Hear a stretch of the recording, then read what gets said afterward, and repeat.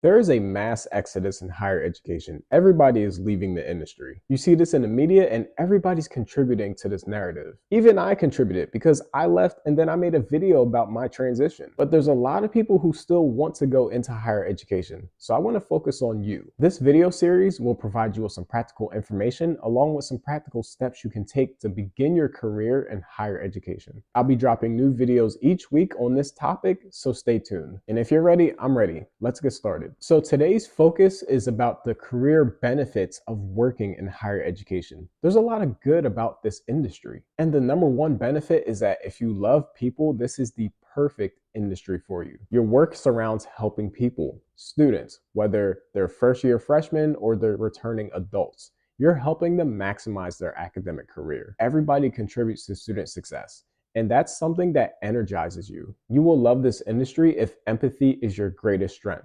You can put yourself in other people's shoes and begin to understand where they're coming from. And you're going to have to do that a lot because everybody has a different starting point. Therefore, they have different needs, and you're looking to meet those needs. And this is something that you do all day, every day, regardless of what capacity you're working in. Your ultimate goal is to help other people. Higher education is the perfect place for you if you're looking to do that. But beyond the people you help, it's about the people you're working with and the industry you're working in. Practitioners, professors, administrators, they're constantly doing research on how to improve the industry and their practice. So if you love learning, higher education is perfect for you. You're going to hear the term lifelong learner a lot in this industry, and it's very true. With each student interaction, you learn something new.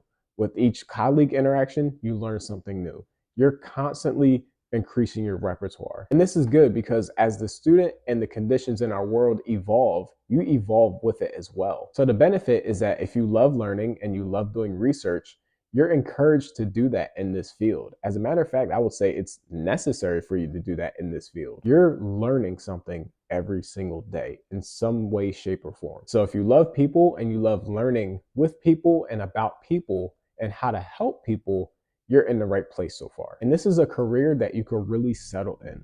What do I mean by that? Typically, if you're doing a great job as a practitioner or a professor, you can have a very long career in higher education. Now, typically in corporate or other industries, you're not going to be at the same place for a very long time. Nowadays, that's really not the case. But in higher education, you can really settle at your home institution if you want to. But also, if you're a great practitioner and you plan to move, other institutions are close by of different types, sizes, and student populations. So if you meet student needs, you meet the criteria to serve at other institutions. So if you love people and love learning, you're going to evolve. And this is a career that you can be sure that you can settle in and be settled in. Now, depending on the areas that you work in and your career trajectory, your growth opportunities will vary. But if you want to be in a career that you are sure of and it's very predictable, higher education is the right place for you. So you should really consider the conditions that you want to work in, right? Do you want a more static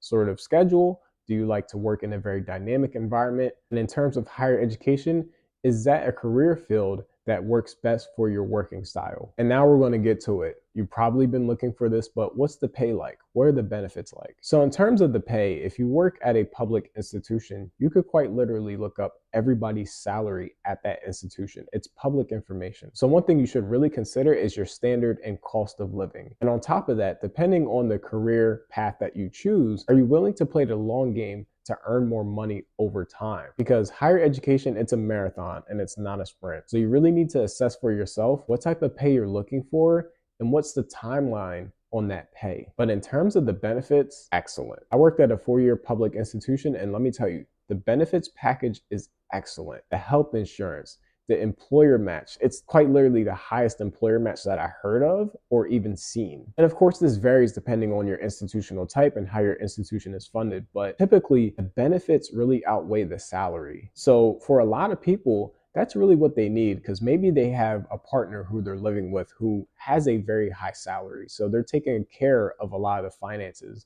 but the benefits package is really coming into play on your end. So again, do your due diligence, look up the salaries, see if it's consummate to your standard and cost of living, but also take into account the benefits, and they're excellent. And now this video was extremely general. There are clearly many more benefits of working in higher education, and it'll be different for everybody. For me, ultimately, it was the students. The students were the best part about my job. Like, if you're one of my former students and you're watching this video, I miss y'all so much. Y'all made my days so amazing. And honestly, I hope all of you are successful and doing well. And yeah, that was the hardest part about leaving higher education, was the students. So if you're considering going into higher education, take into account the things that I spoke about, but also make your own list. And if you agree with my list or you don't, because you made your own and you have other things that you considered, let me know in the comments. Let's have a conversation about this. The next video in this series is going to discuss what you should consider during undergraduate before you step into a career in higher education, and some of the things that you should do